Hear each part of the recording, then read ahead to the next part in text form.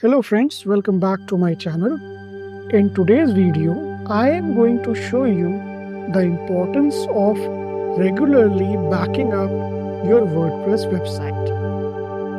It is not just a good practice, it's also a lifesaver in today's digital world. Just imagine you wake up one day and find your whole project, client website crashed down because you made some changes in the evening which leads to some damage on your website. This is the risk which happens a lot, and it is not the wise way to leave it or ignore it. So it is always good that you are always prepared for these severe consequences. And in today's video, I will show you the way to back up your website, and it won't take more than 5 minutes. Okay, so let's get started. This process is very easy, and I created this tutorial keeping beginners in mind. So to start the process, first visit your WordPress dashboard. In this case, I'm going to use my current website, that is FACart Studio, and I will be going to back up this website. Now, to do a backup, we need to install a plugin. So we'll go into the plugin section and then click on add a new plugin.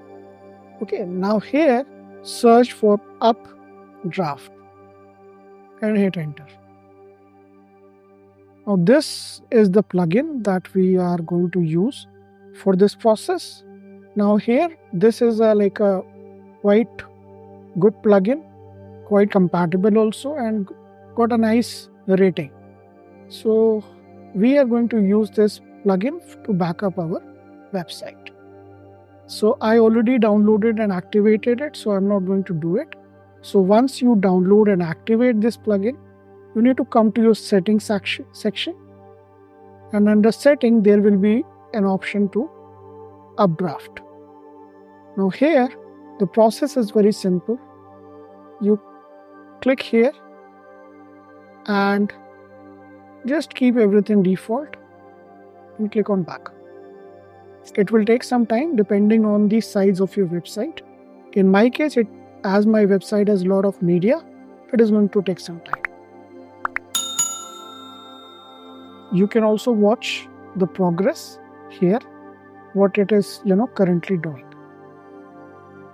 And here is the log also. If you want, you can open it.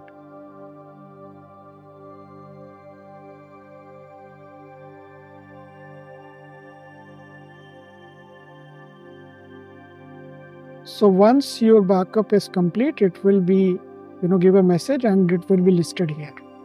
So if you see, it has the current date and time of the backup.